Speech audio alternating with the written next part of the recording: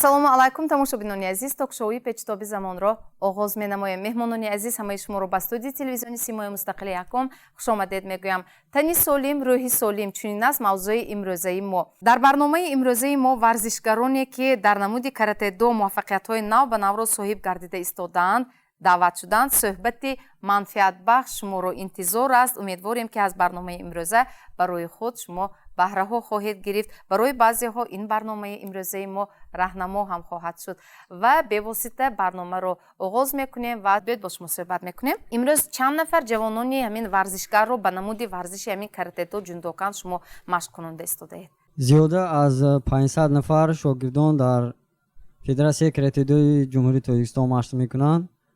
зиёда аз 20 нафар духтарон машқу тамрин менамоянд. хуб ин кам аст ё зиёд назар ба солҳои пеш? ҳозир назар ба солҳои пеш ҳозир зиёдтар шуда истоданд варзишгарон. хуб шумо ҳамчун ҳамин чемпион марҳамат бефикри худро гӯед ки собиқадори ҳамин намуди варзиш гӯем ҳам шояд хато намекунем назар ба солҳои пеш. хуб гуфти мураббиро устодро инҷо тасдиқ карда метавонед воқеан ҳам имрӯз хоҳишмандон зиёд шудаанд? албатта то рафт зиёд шуда истодаанд, балки телевизору якчанд социални сетҳо дида истодаем ки якчанд ҷавоное ки на фақат намуди варзиши карате-до ва ё дигар намуди варзишҳо ки чемпионатҳои ҷаҳонии мерну ҷойҳои намуда ишғол намуда парчами давлатиро бардошта истодаанд. ин албатта пешравии давлат аст. чӣ хел завқи ҷавононро ба ҳамин намуди варзиш шумо завқи онҳоро шавқи онҳоро бедор карда истодаед? инҷо воқеан ҳам ду нафар тасдиқ карданд ки назар ба солҳои қаблӣ имрӯз воқеан ҳам сафи хоҳишмандон нафароне ки ҳамин намуди варзишро аз худ карданӣ ҳастанд дар ҳамин намуди варзиши карате-до ҷундокан муваффақ шудани ҳастанд воқеан пеши худ мақсад гузоштанд сафи онҳо зиёд шуда истодааст. чӣ хел завқи онҳоро шумо бедор карда истодаед? чӣ хел ҷалб карда истодаед ба ҳамин намуди варзиш?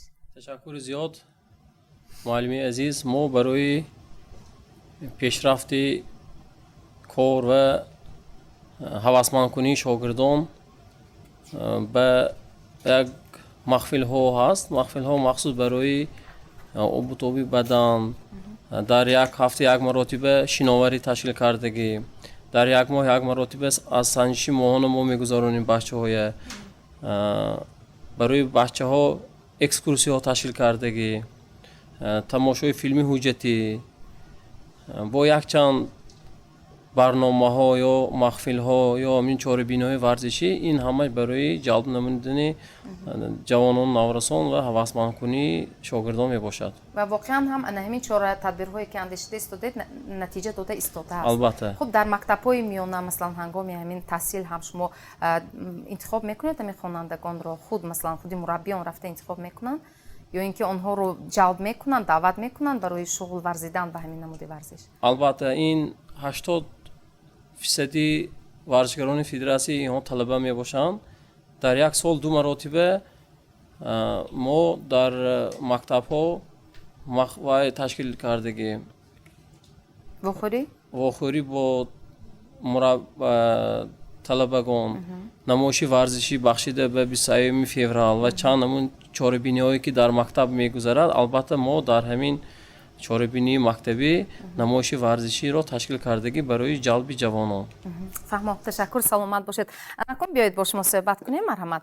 барои чӣ ҳамин намуди варзишро шумо интихоб кардед? барои чӣ карате?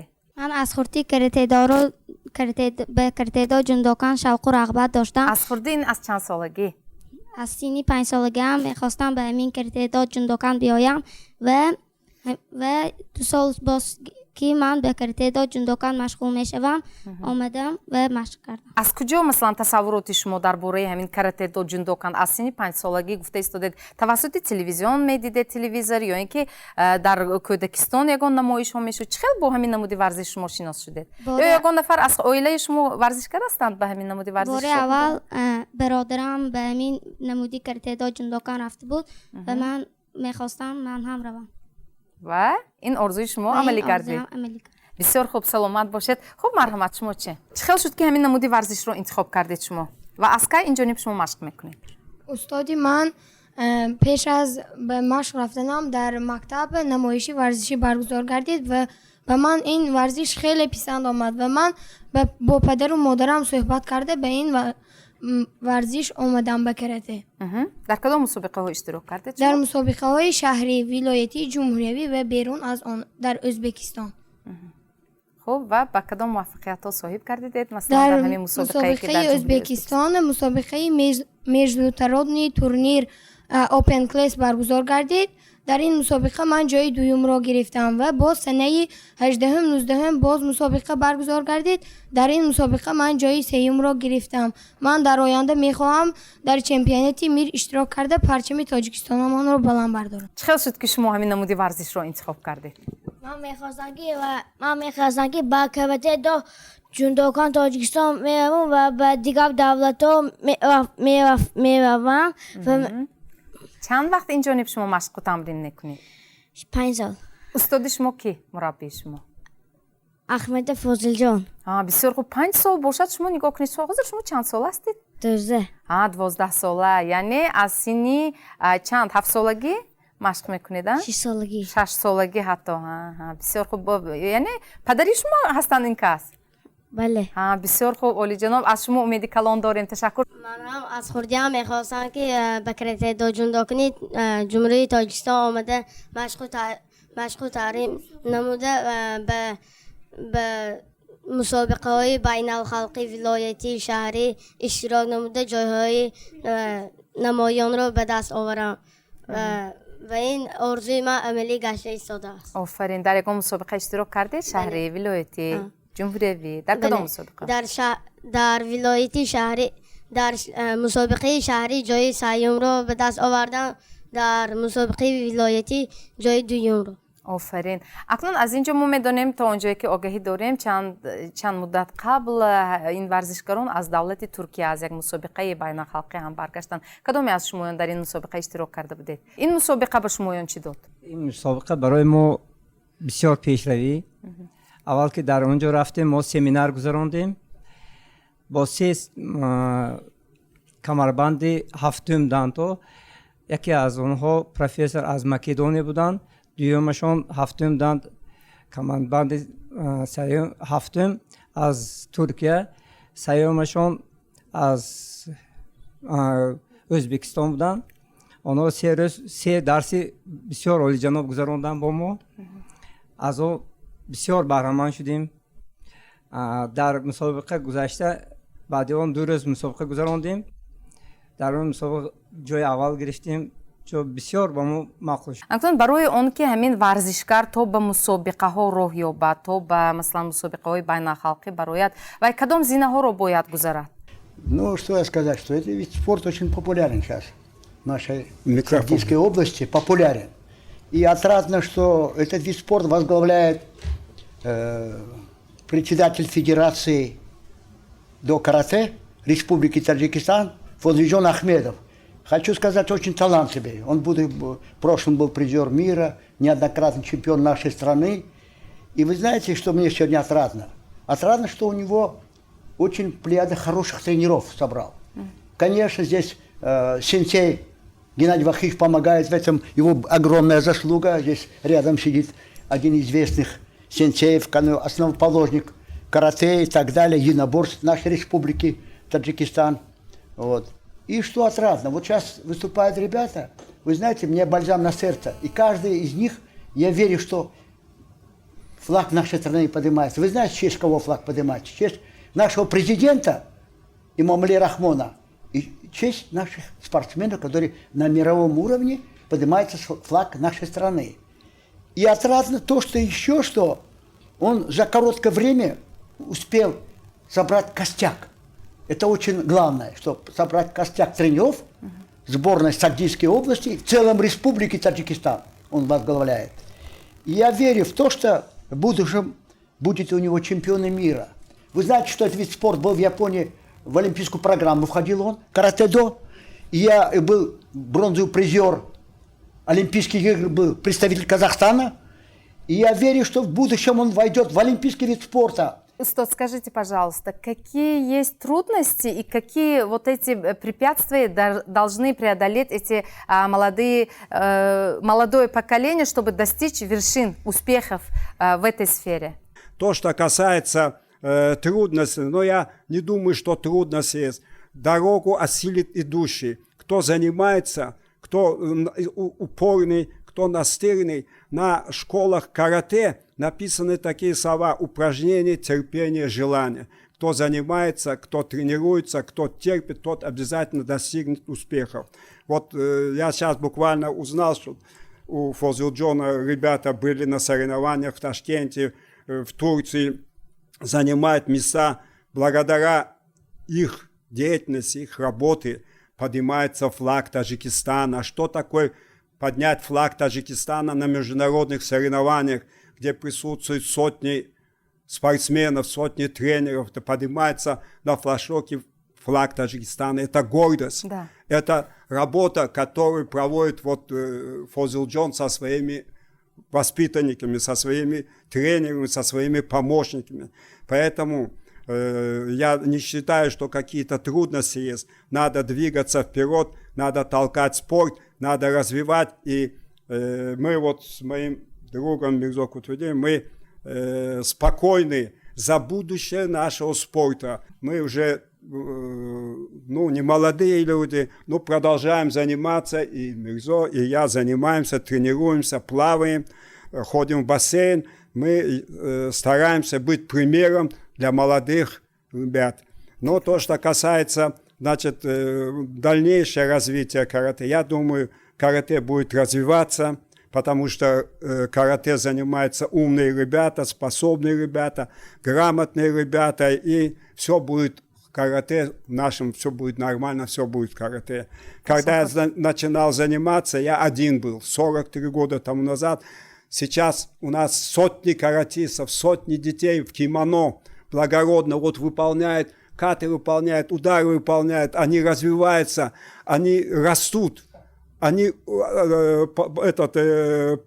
становятся, так сказать, умными ребятами. Они видят, что карате – это не спорт, это искусство, а искусство изучается всю жизнь, до конца жизни искусство изучает. Поэтому я желаю и тренеру, и его ребятам дальнейшего развития, дальнейших успехов на благо нашего Таджикистана. Дай Бог всем здоровья. Саломат бошед. واقعا هم همین نمودی ورزش امروز خب از دیگر نمودهای ورزش شاید یک قدم در پیش است، شاید واقعا هم رشد کرده ایستاده است و این رو شما مشاهده میکنید. خب مرحمت، اندیشه خود را چه اساسناک میکنید؟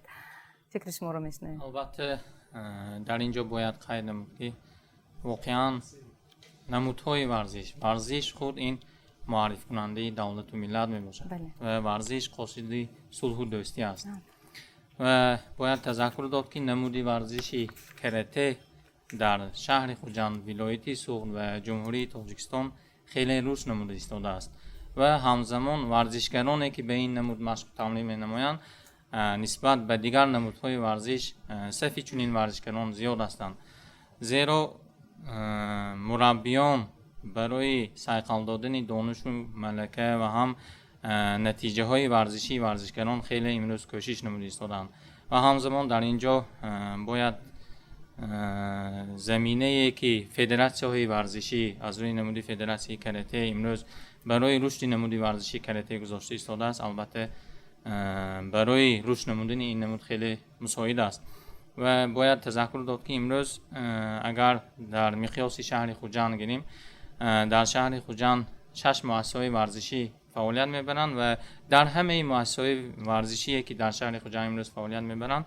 نمودی ورزشی کرته امروز فعال است و در همه این مکتب‌های ورزشی مربیانی به خود خاص نمودی کرته امروز فعالیت نموده ایستادند و امروز به نتیجه‌های بلند ورزشی نیز نائل گردیده ایستادند. نمودی ورزشی کرته به تنظیم درآورده شده است و نمودهای نمونه‌ای میباشد و البته من فکر میکنم که وقتی که ورزشکار یک جوان یک نوراست به این نمود جلب میشود برای صیقل دادن دانش و ملکه از جهت ورزشی البته کوشش میدهد و زحمت و تلاش‌های البته مربیان در این سمت نظررس میباشد و باید قید نمود که امروز در شهر خوجند نزدیک 30 نمودی ورزش فعالیت میبرد و اگر در مقیاس شهر گیریم زیاده از 6000 نفر ورزشگران امروز به ورزشی کسبی اگر مشغول تمرین کرده ایستاده باشند، تقریبا 25% این نمودی کرته می باشد و یکی از نمودهای رونق یافته ورزش می باشد.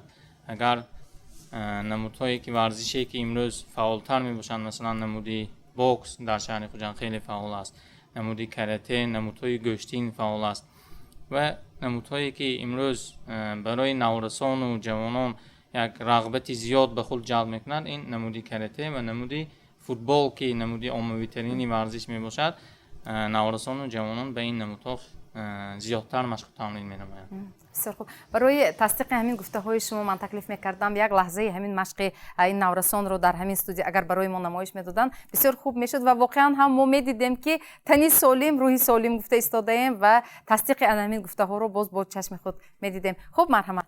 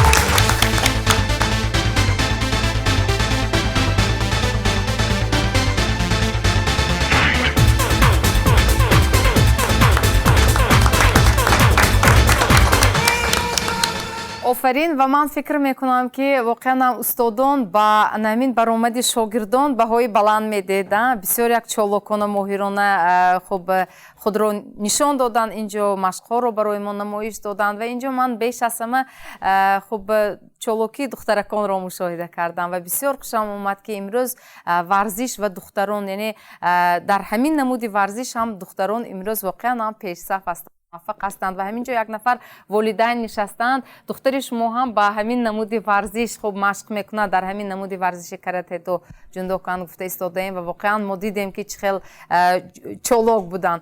اکنون خب شما تا آخر دختری خود را دستگیری میکنید، میگذارید که در همین نمودی ورزش رشد کند؟ البته. یا اینکه مثلا برای دختر سرانجام کردن کارهای خانه بهتر است؟ نه البته. بعد 3-4 سال دیگر او را از ورزش نمیگیره؟ نه. انا همین ثبت رو ما دسترس میکنیم به استادان و میبینیم که نام شما چی؟ شایسته‌خان دختر شما هستند و ما می‌بینیم که تا آخر همین به گفته خود خوب می‌ایستید، صادق می‌ایستید و واقعا هم یک چمپیون که جهان رو ما آینده در سیمای همین شایسته در خود همین شایسته رو دیدن می‌خواهیم و البته دستگیری از خود شما هستند باشد و ما به شما باور می‌کنیم. قول دهید. سلام.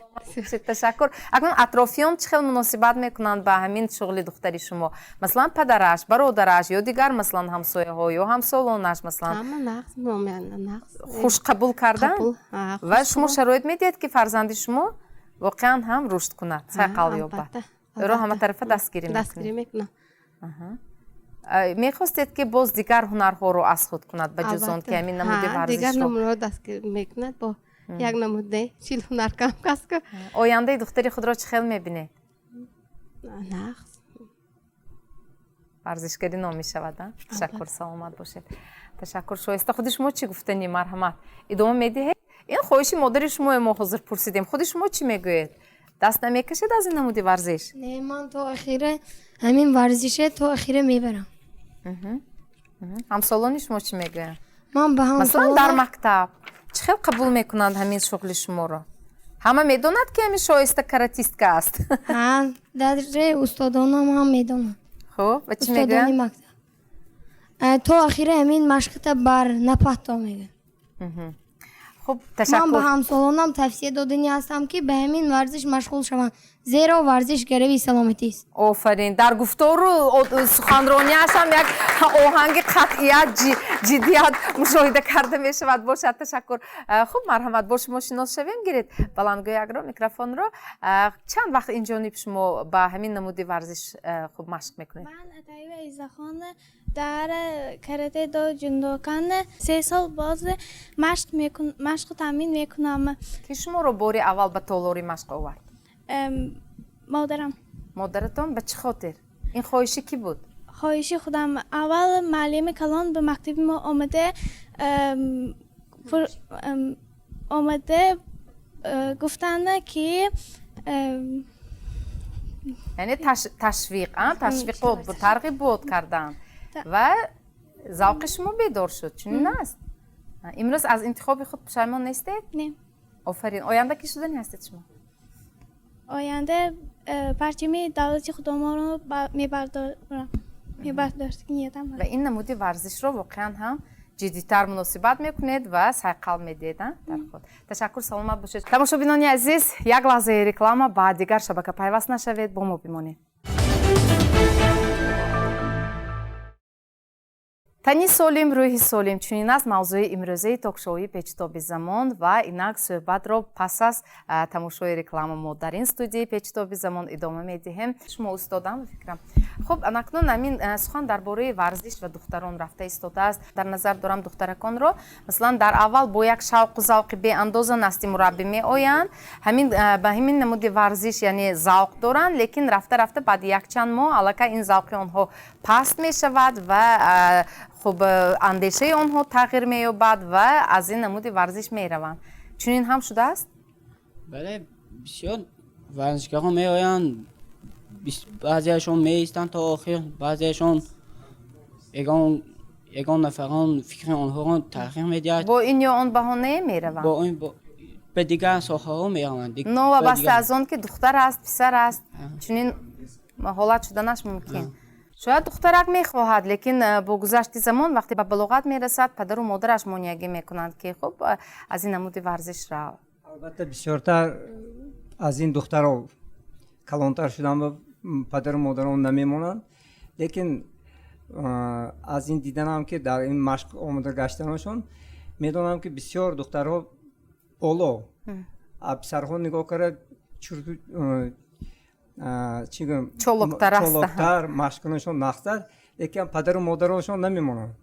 به چه خاطر به فکر شما؟ چرا؟ سبب چی باشه؟ این عرف عادت باشه چی کلان شد دخترم اکو بعد شوهر دادن یگان چی فکرهای دیگر میشن، لیکن از تربیه که از دیگر سپورت ها دیده در کاراته تربیه بسیار تا خوبتر میکنن نسبت از مثال بربه یا مثال بوکس نگاه کرد. در دختران در کاراته عرف عادتی ما هم طوری میبیاد اونا انجاموی لباسای ناز میپوشند تربیه که من رئیس فدراسیون کرده دو جمهوری تاجیکستان فوزجو احمدوف میتیان برای ما بسیار خوب و هم وقتی درس برای ما میگویند که برای بچه ها همشون برای راست رفتن حرمت پدر و مادر کردن کلان حرمت کردن سونی بعد از همه بسیارتر خوبترن اونا برای خود یک درجه بلند رفتن حساب میگیرن یعنی ادب هم خب ادب اونها نیز البته روی میشه و تربیه کرده میشه برای اونها تربیه میتین که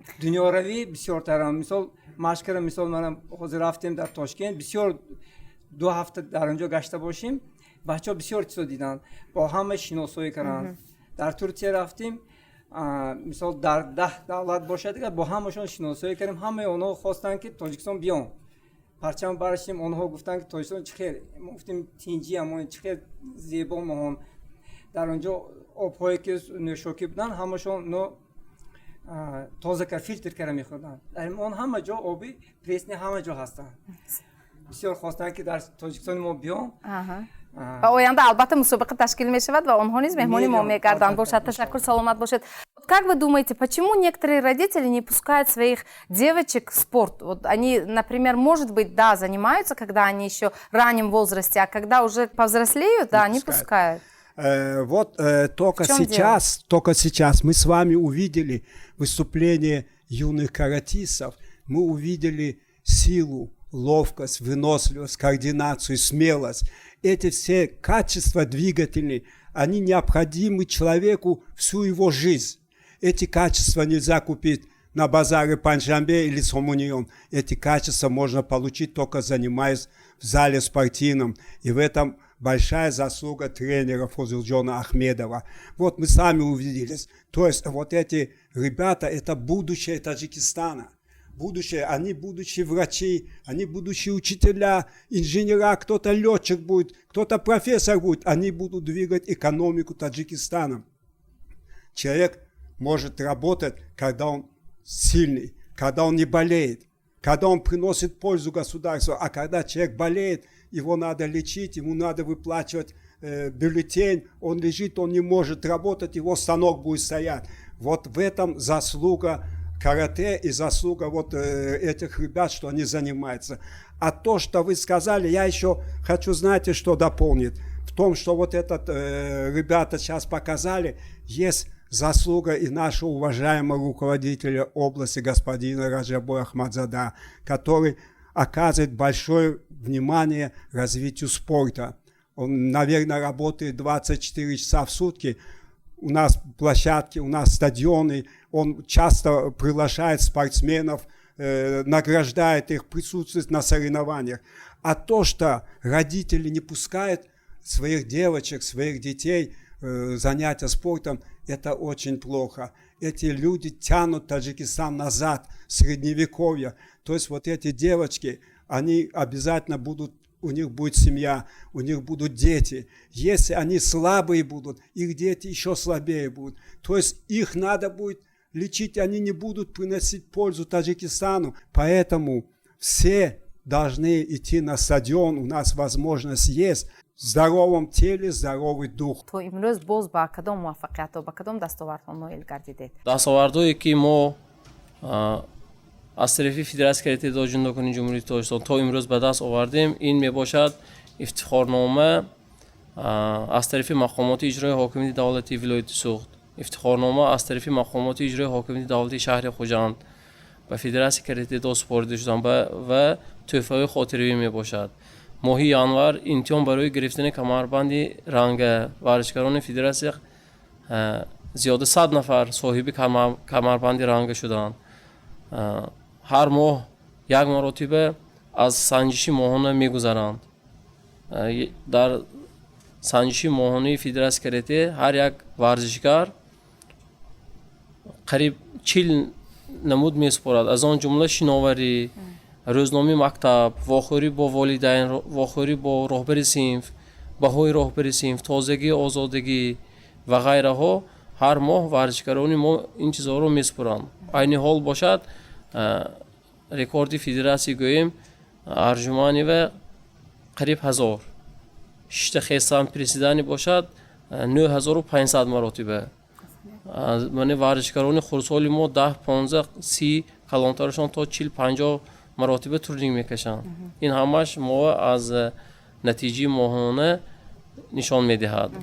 Дар 4 семинари байналхалқи мо иштирок кардем. Яке бошад санаҳои аз 12 то 24 май дар шаҳри Тошканд.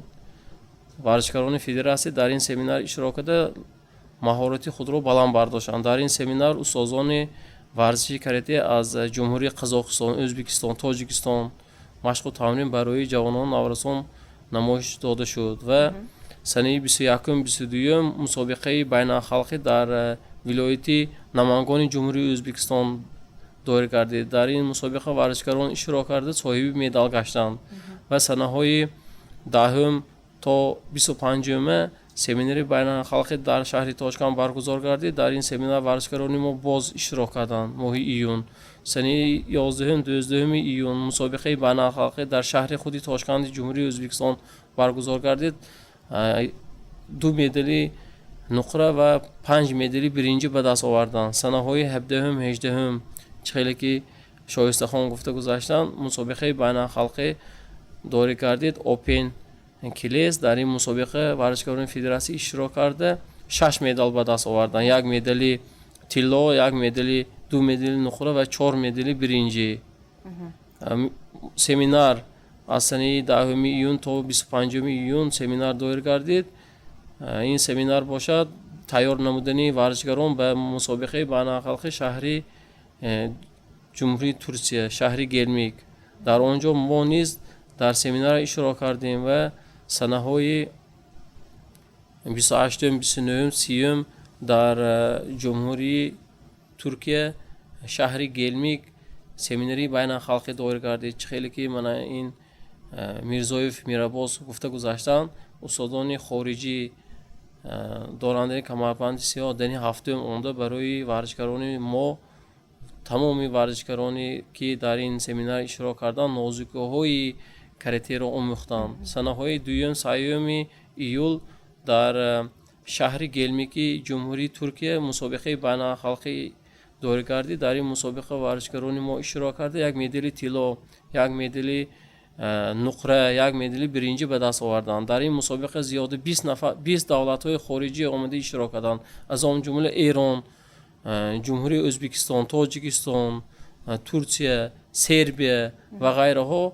омада иштирок карданд. Дар ин мусобиқа тақрибан 2000 варзишгар буд ки мусобиқа 2 рӯз то соати 12 шаба баргузор гардид. Дар ҳамин мо нигоҳ накарда парчами давлати худро боло бардоштем. Федератсияи карате ҷундокони ҷумҳурии Тоҷикистон нақша дорад моҳи июл дар тамоми маҳфилҳои карате дарсҳои кушод доир мегардад. махсус ин барои машқу тамрин нишон додан барои волидайнҳо.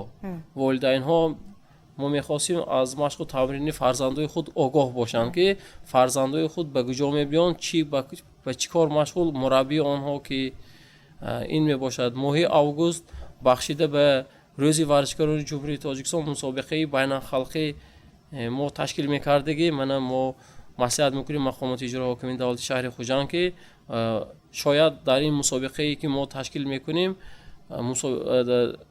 варзишгарони хориҷӣ низ иштирок кунанд. яъне мусобиқа дар шаҳри Хуҷанд баргузор мешавад. Хуб фаҳмо. Анакнун он мусобиқаҳое ки қаблан шумо номбар кардед, албатта маълум аст ки бедастгирии молиявӣ сурат гирифтанаш ғайриимкон аст. Маслан ҳамин сафари ҳамин варзишгарон низ як хароҷоти муайянро талаб мекунад. Дар ҳамин маврид бештар падару модар дастгирӣ мекунанд ё маслан аз дигар ҷониб худи маслан ҳамин федератсияи каратедо низ маблағи ҳамин хароҷоти ин варзишгаронро пешонда метавонад? албатта муаллима хеле саволи нағз додед. расходҳое ки айни ҳол шуда истодааст аз тарафи федератсияи каратедо ҷундокони ҷумҳурии Тоҷикистон, аз тарафи волидайнҳо, ин албатта аз тарафи мақомоти иҷрои ҳокимияти давлати вилояти Суғду шаҳри Хуҷанд, раёси ҷавонон варзиши вилоят, кумитаи кор бо ҷавонон, бахши кор бо ҷавонон варзиши мо ҳамакаса ҳамин чорабине ки мешавад маслиҳат карда тақсим карда бачаҳое ки дар мусобиқаҳои шаҳрии вилояти ҷумҳурӣ ҷои аввалро мегиранд, ин албатта аз тарафи мақомоти иҷроия сафарбар карда мешавад. варзишгароне ки медали биринҷу нуқра мегиранд каме аз тарафи соҳибкорон, аз тарафи волидайнҳо, аз тарафи федератсия мо дастгирӣ мекунем, ҳаракат мекунем. варзишгарони мо аз Тоҷикистон баромада дар мусобиқаҳои байналхалқӣ иштирок карда парчаби давлатро боло бардоранд ва шиносоӣ пайдо кунанд, ҷаҳонбинишон васеъ шавад. бале анакун алҳол мавсими тобистон, яъне таътили тобистона аст ва дар ҳамин давра сафи шогирдони шумо меафзоянд. хуб, марҳамат. дар тобистон бошад бисёр вақт сафи шогирдони мо меафзояд, барои он ки онҳо мактабро тамом мекунанд, таътили тобистони мебароянд ва шогирдони мо бисёртар машқу тамрин ба машғул мешаванд. он шогирдоне ки дар вақти дарсашон буданд, онҳо бисёр ба дарси худ мерафтанд ва ҳозир бошад вақти дарсшон тамом шудагӣ онҳо бошад ҳозир машқу тамринашонро давом дода истоданд. пас аз ин ҷо ҳамин намудҳои варзиш мавсимӣ ҳам шуданаш мумкин аст. Масалан давраи таътили тобистона шогирдон бисёртар, вақти мактаб соли хониши нав сар мешавад, боз аз нав шояд камтар мешавад сафи шогирдон. мавсимӣ шуданаш мумкин аст. дар ин ҷо бояд як чизро қайд намуд ки албатта намудҳои варзише ки имрӯз дар шаҳри хуҷанд фаъол мебошанд, ин намудҳо мувофиқи ҷадвале ки муассисаҳои варзишӣ тасдиқ мекунад солона мебошад. яъне аз оғози сол аз моҳи январ оғоз мешавад то соли оянда моҳи январ. албатта намудҳои варзиш ман фикр мекунам ки варзишгароне ки имрӯз ба варзиши касбӣ машғул мебошанд вай мавсимӣ намешавад. албатта онҳо хоҳ таътил бошад, хоҳ дар вақти машғулиятҳои дарсӣ бошад, хоҳ масалан ҷавон ки аст, навора ҳаст ки аст ба бозӣ машғул мешавад, ба дигар фаъолиятҳое ки дар оила мешавад, дар падару модар барои ёрдам расонидан дигар фаъолиятҳо мешавад. новобаста аз ин варзишгар вақте ки варзишгарӣ касбӣ мешавад, он ба машғулиятҳои варзишӣ тарк накарда дар ҳамаи онҳо иштирок менамояд. ва дар ин ҷо чӣ хеле ки шумо қайд намудед, бо як чизро қайд намуд ки албатта дар вақти таътил шумораи варзишгароне ки имрӯз ба намудҳои варзиш машғулиятҳои варзишӣ мегузаронанд зиёдтар мешавад. зеро аксаран волидайн, падару модар кӯшиш мекунанд ки фарзандони онҳо масалан дар кӯча нагардад ё ин ки дар хона нишаста фақат телевизор ё ин ки бо бозиҳои телефонӣ машғул нашуду як тани солим, рӯҳи солим гирад, ба варзиш машғул шавад, ба тарбияи ҷисмонӣ машғул шавад гуфта ба муассисаҳои варзишие ки имрӯз дар шаҳри хуҷанд фаъолият мебаранд ба гурӯҳҳо номнавис мекунанд.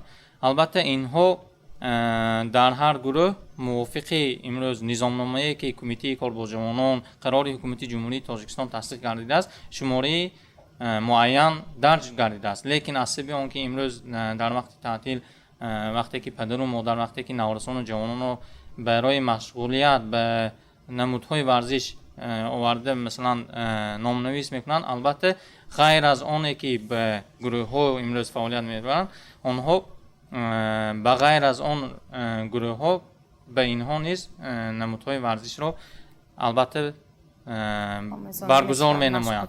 ва дар ин ҷода хусусан дар вақти таътил намудҳои варзиши каратедо, шумораи варзишгарон, намудҳои футбол ки мана мактаби варзиши рақами 1 мегӯем назди мости кӯҳна қарор дорад. ҳама рӯза то 300-400 нафар наврасону ҷавонон дар ин майдонҳои варзишӣ машғули варзиш ҳастанд.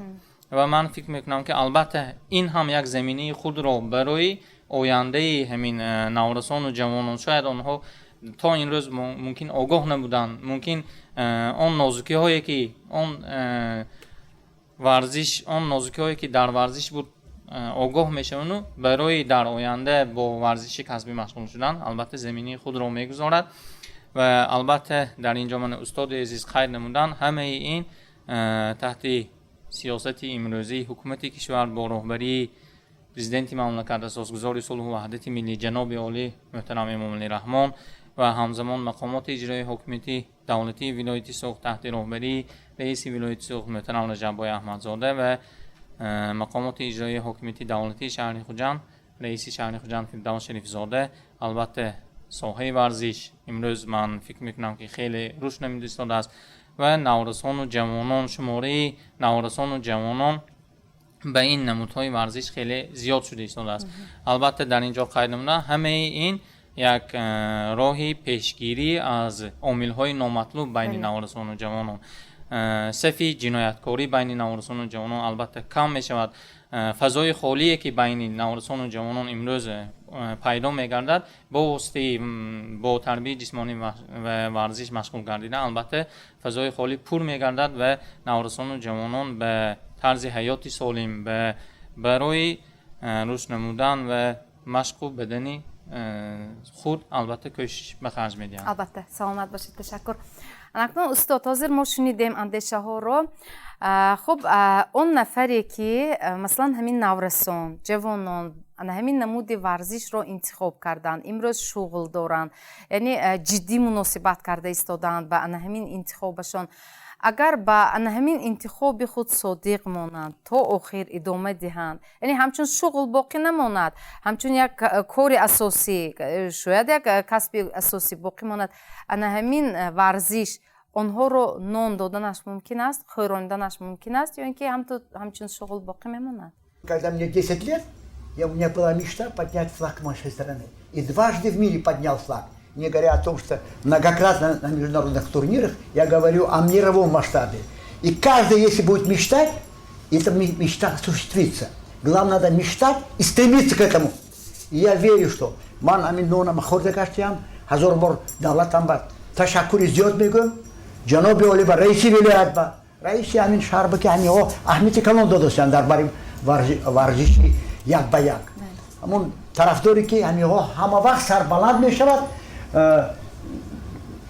همین صحیح و دوام تید اگر نانخوری همین یک بوده نانش یافته میگیرن. تشکر سلامت. کامل دارم. تشکر سلامت باشید. خب برای اون که تشکر برای اون که همین نمود ورزش واقعا هم رشد کند رشد کرده ایستاده است و برای اون که آینده همین نوارسان در نیمه راه نگذارند همین انتخاب خود را واقعا پیش روند چی باید کرد اگر پیشنهاد باشد میشنویم.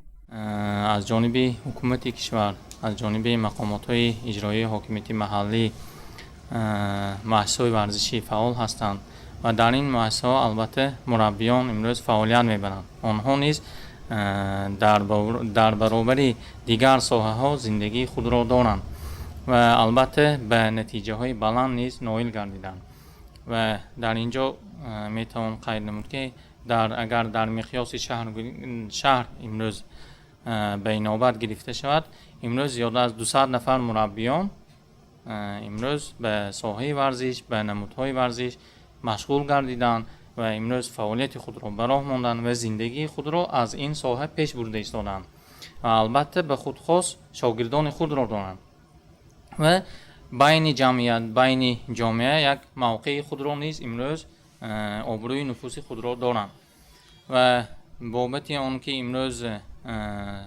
ورزشگران که به این نمود شامل گردیدند برای آن که در آینده نیز از این نمود برخوردار باشند من فکر میکنم که پیش از همه باید اول خودی ورزشگر مهر و محبتی ورزشگر به این نمود صمیمی باشد و او این نمود را وقتی که انتخاب میکند دوست دارد و برای پیشرفت نمودن البته همین ساحه همین نمود اول خودش کوشش نماید و دیگر اینکه من فکر میکنم امروز از جانب دولت و حکومت از جانب خواه مقامات های دولتی خواه من صاحبکاران ساکنان البته دستگیری خود را امروز یافته ایستادند و آن تشبس هایی که امروز من 100% باید قید نمایم که آن تشبس های سازنده ای که امروز از جانب جوانان نوارسان ورزشگران پیشه میگیرد البته دستگیری خود را مییابد و بابت آن که در آینده بابت رشد نمودی فدراسیون با راهبری من مربی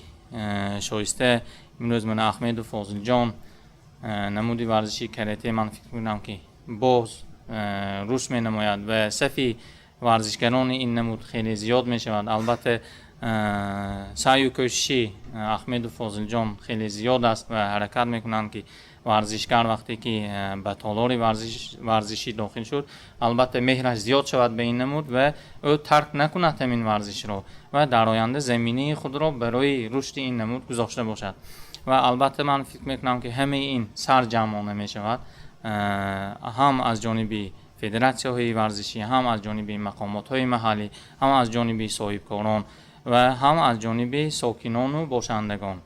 ва дар ин ҷода замина дар шаҳри Хуҷанд ҳаст. имрӯз барои варзишгарон ман метавонам қайд намоям ки зиёда аз 300 иншоотҳои варзишӣ имрӯз фаъол аст. интихобан кадом наврас, кадом ҷавоне ки набошад метавонад аз ин иншоотҳои варзишӣ имрӯз бархурдор бошад.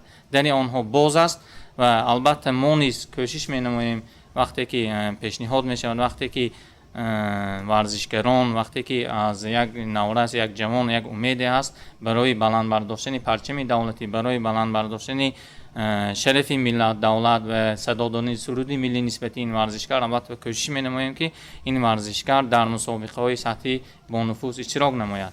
ва дар ин ҷода дар миқёси шаҳр ман метавонам қайд намоям ки имрӯз мусобиқаҳои варзишӣ аз рӯи намудҳои мухталифи варзиш хеле зиёд баргузор гардида истоданд.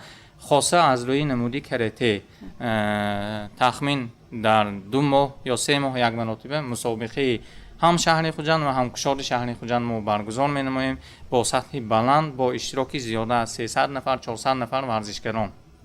ва ман фикр мекунам ки ин ҳам замина аст барои рушди ин намуди варзиш ва дар оянда барои варзишгароне ки имрӯз дар ин толор ҳозир ҳастанд ва он варзишгароне ки ба ин намуди варзиши карате машғул ҳастанд, пеш аз ҳама саломатӣ, бурдборӣ, муваффақият ва барои ноил гардидан ба дастовардҳои баланди варзишӣ комёбиҳои беназиро таманно менамоям. ташаккур. аз сабаби коронавирус варзишгарони мо тӯли 2 сол 3 сол аз Тоҷикистон набаромаданд. ман боварӣ дорам варзишгарон рӯзҳои наздик ҳамаи камбудие ки дар хафо буд инҳо паси сар менамоянд. нағз мешуд агар телевизиони мустақими якум як пахши варзишӣ ташкил кунанд буд беҳтарин мешуд. ҳозир дар шаҳри Хуҷанд гӯем HD спорт варзиши ҷумҳурии Тоҷикистон ҳаст, лекин дар шаҳри Хуҷанд агар шумҳо мана як барномаи варзишӣ ташкил кунедтон буд дар шаҳри Хуҷанд қариб 40 намуди варзиш фаъол ҳаст. машқу тамрин карда истоданд варзишгарон. чанде пеш шаҳри Хуҷанд ҷоми раиси вилоят беш аз 26 намуди варзиш шуда гузашт. шаҳри Хуҷанд ҷои аввалро гирифт. ин агар 2-3 телевидение мана телевизиони вилояти Суғд ё Азия ё мана SMA агар як барномаҳои варзишӣ дошта бошад бо варзишу тарбияи ҷисмонӣ бо нақз пеш мемерад. ташаккур. албатта ин пешниҳоди шумо ба инобат гирифта мешавад. ташаккур, саломат бошед. барои он ки наврас оянда варзишгари муваффақ шавад ҳамкории волидайн бо мураббӣ хеле муҳим аст. ин секунҷа бояд як дастаро ташкил диҳад, яъне мураббӣ, волидайн ва худи варзишгарон. ин бояд як дастаҷамъӣ бошад инҷо ва ин ҳамкорӣ кӯдакро рушд дода пурқувват мекунад ва тану рӯҳи солимро ба миён меорад. танҳо як хоҳиш варзишгарро ба ғолибият намерасонад. барои комёб шудан мақсадгузорӣ ва дастгирӣ шарти бениҳоят муҳим аст. меҳмонони азиз, дар ҳамин ҷо барои иштирокатон дар ин барнома арзи сипос мекунам. барномаи мо ба поён мерасад. то барномаи дигар дар паноҳи худо бошед. хайр.